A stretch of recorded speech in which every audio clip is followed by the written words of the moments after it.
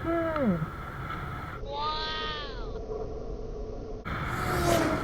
เด็กเท่โอ้ยห้ามพากับลูกเดี๋ยวก็นั่งกับลวงไอ้สัตว์โอ้เด็กเท่ตุ๊กปี้ซิ่งโอ้ยังจะไปเนาะไม่ยังไงมีเบิ้ลมั้งเลยนะ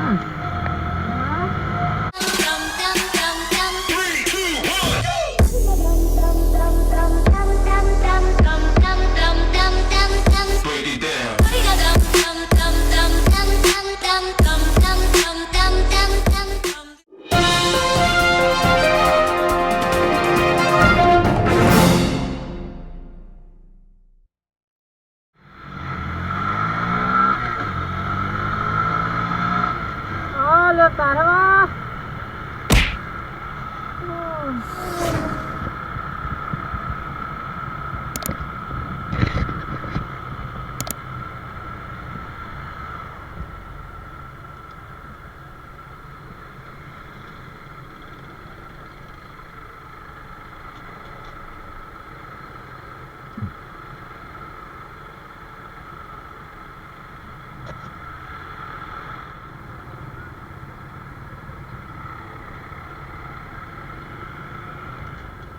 เท่ก็สวยเลย MP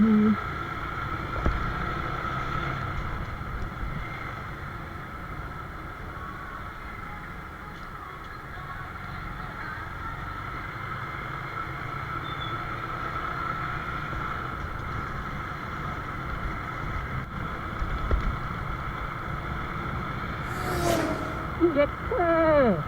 หัวโคตรเท่เลย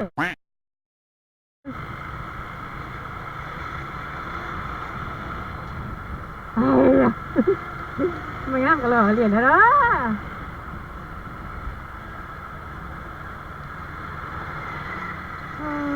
เจ็บท้องตอนนี้พอสบายเลย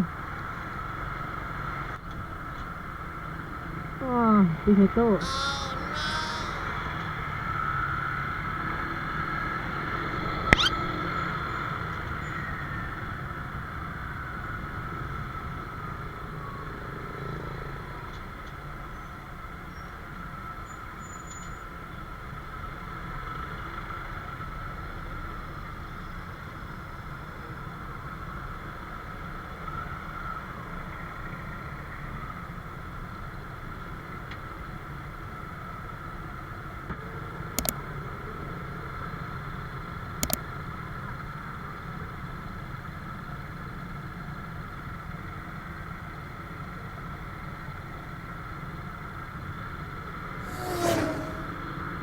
ยี่ห้ามพากับลูกเดี๋ยวก็นั่งกับลวง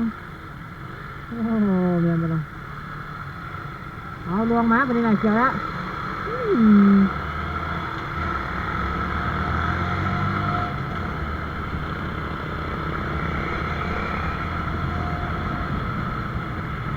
ค่อยๆลุกขึ้นไอ้สัตว์โอ้ลูกพี่แต่สกาขึ้นมาดีทองพัน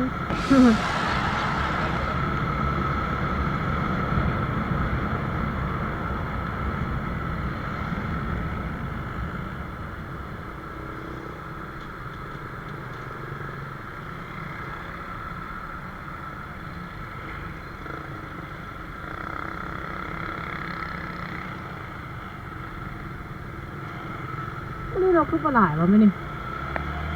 ถึงแปลกๆเลยปกติไหนเราก็ต้องตีกันนะ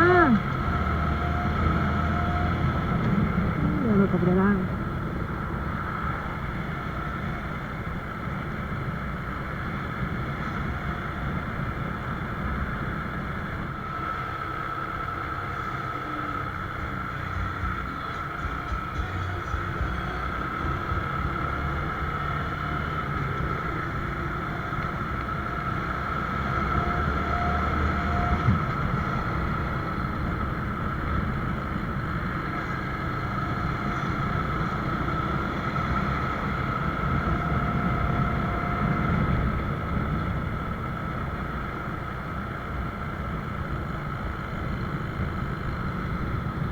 ด็ดแค่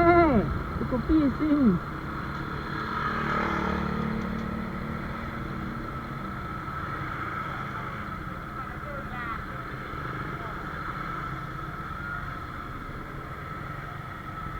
โอ้ยังจะได้ไปแล้วมาเลย